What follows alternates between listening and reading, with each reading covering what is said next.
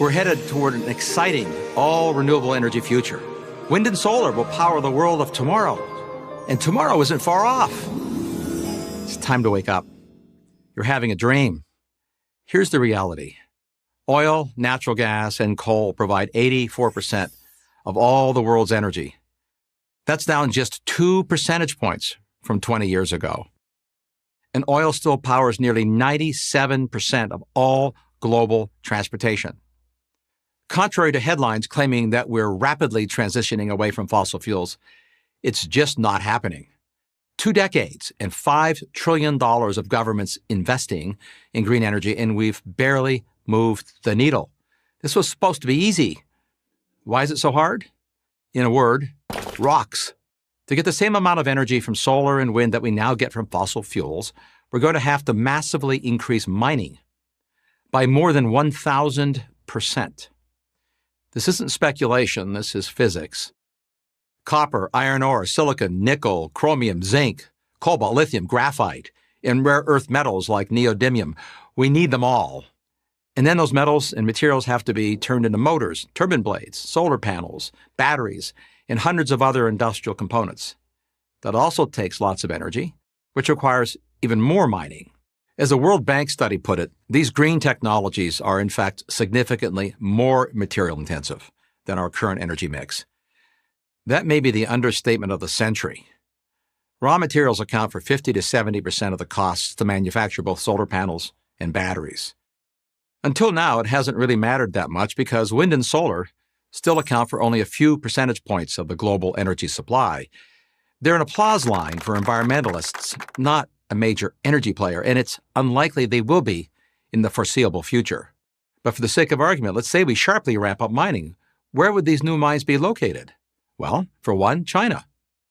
That country is today the single largest source of most of our critical energy materials. The United States is not only a minor player, but is dependent on imports for 100% of 17 critical minerals. Do we want to give China more political and economic leverage? Europe has made itself dependent on Russia for 40% of its natural gas. How well has that worked out? Ironically, we have all the minerals we need right here in North America. But good luck trying to get them out of the ground. Proposals to build mines in the United States and increasingly almost everywhere else meet fierce opposition, if not outright bans.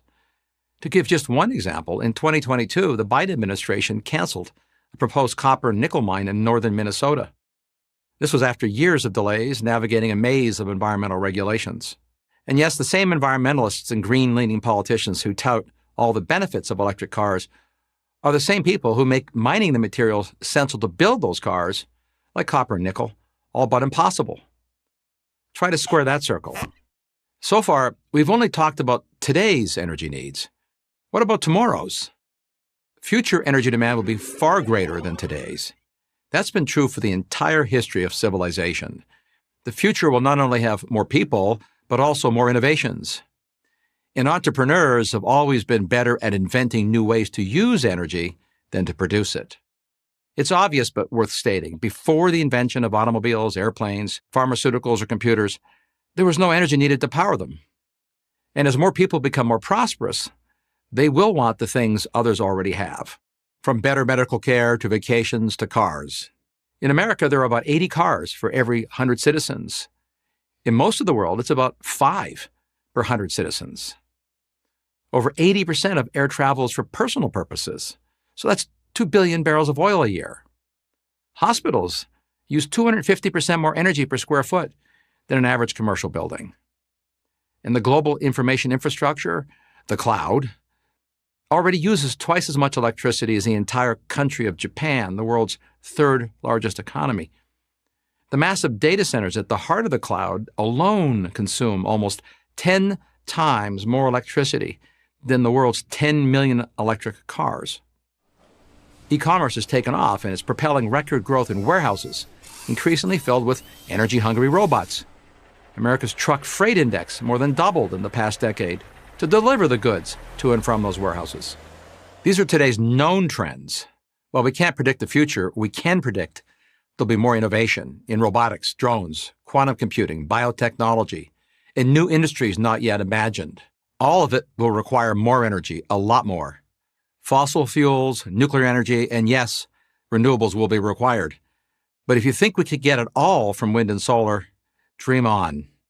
I'm Mark Mills, Senior Fellow at the Manhattan Institute for Prager University. Thank you for watching this video. To keep PragerU videos free, please consider making a tax-deductible donation.